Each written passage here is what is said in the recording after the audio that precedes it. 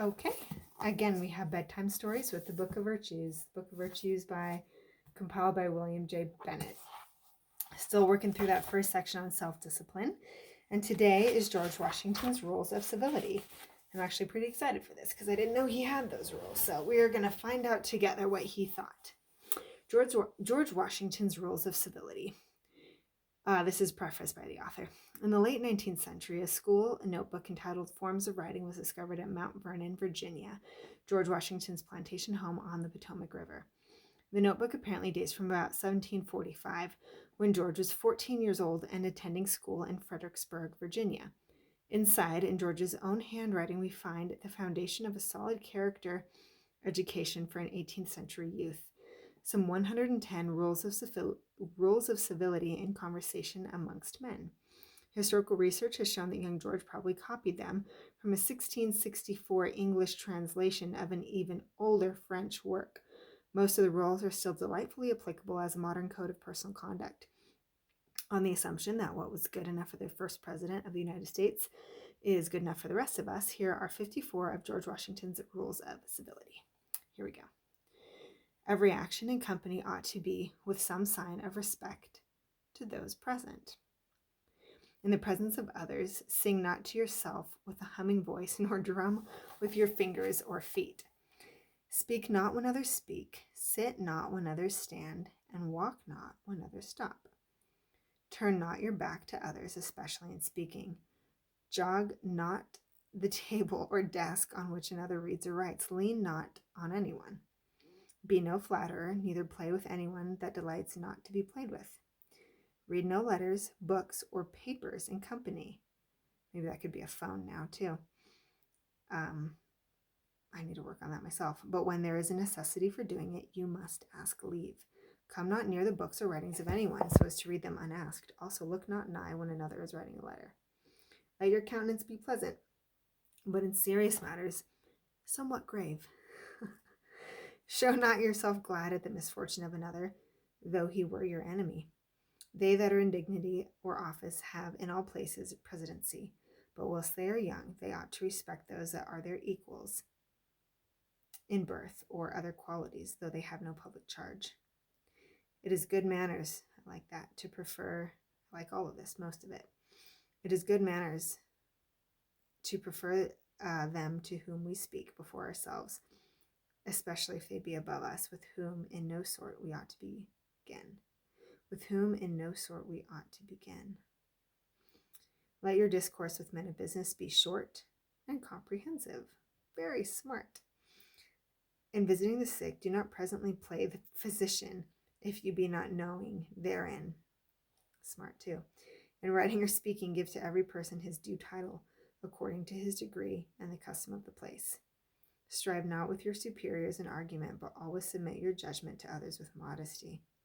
Undertake not to teach your equal in the art he himself professes. It savors of arrogancy. When a man does all he can, though it succeeds not well, blame not him that did it. Being to advise or reprehend anyone, consider whether it ought to be in public or in private, presently or at some other time, also in what terms to do it. And in reproving, show no signs of choler, but do it with sweetness and mildness. Mock not, nor jest at anything of importance. Break no jests that are sharp or biting. And if you deliver anything witty or pleasant, abstain from laughing thereat yourself. Wherein you reprove another, be unblameable yourself, for example, is more prevalent than precept. I really like that one. Use no reproachful language against anyone, neither curses nor revilings. Be not hasty to believe flying reports to the disparagement of anyone. In your apparel be modest, and endeavor to accommodate nature rather than procure admiration. Keep to the fashion of your equals, such as are civil and orderly with respect to time and place. I like that. Play not the peacock, looking everywhere about you to see if you be well decked, if your shoes fit well, if your stockings set neatly, and clothes handsomely. Associate yourself with men of good quality if you esteem your own reputation, for it's better to be alone. Ooh, than in bad company. I like that. It is better to be alone than in bad company. Let your conversation be without malice or envy, for it is a sign of tractable and commendable nature. And in all causes of passion admit reason to govern. Be not immodest in urging your friend to discover a secret. There's a double negative. Be not immodest, so be modest in urging your friend to discover a secret. So Old English has me tripped up. Be not immodest in urging your friend to discover a secret. Utter not base and frivolous things amongst grown and learned men, nor very difficult question or subjects amongst the ignorant, nor things hard to be believed. I like that. Speak not of doleful things in time of mirth, nor at the table. Speak not of melancholy things as death and wounds, and if others mention them, change, if you can, the discourse. Tell not your dreams, but to your intimate friends. I like that one too. Break not a jest when none take pleasure in mirth. Laugh not aloud, nor at all without occasion. Deride no man's misfortunes, though there seem to be some cause. Speak not injurious words, neither in jest or earnest. Scoff at none, although they give occasion. Speak not injurious words, neither in jest or earnest. I like that. Be not forward, but friendly and courteous, the first to salute, hear and answer, and be not pensive when it is time to converse. Detract not from others, but neither be excessive in commending. Go not thither where you know not whether you shall be welcome or not. Give not advice without being asked, and when desired, do it briefly. Ooh, I like that too. If two contend together, take not the part of either, unconstrained, and be not obstinate in your opinion. In things indifferent, be of the major side. In things indifferent, be of the major side. Be agreeable, I guess. Reprehend not the imperfection of others, for that belongs to parents, masters, and superiors.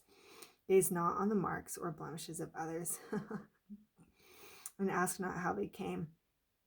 What you may speak in secret to your friend, deliver not before others. Speak not in an unknown tongue in company, but in your own language, and that as those of quality do, and not as the vulgar. Sublime matters treat seriously. Think before you speak. Pronounce not imperfectly, nor bring out your words too hastily, but orderly and distinctly.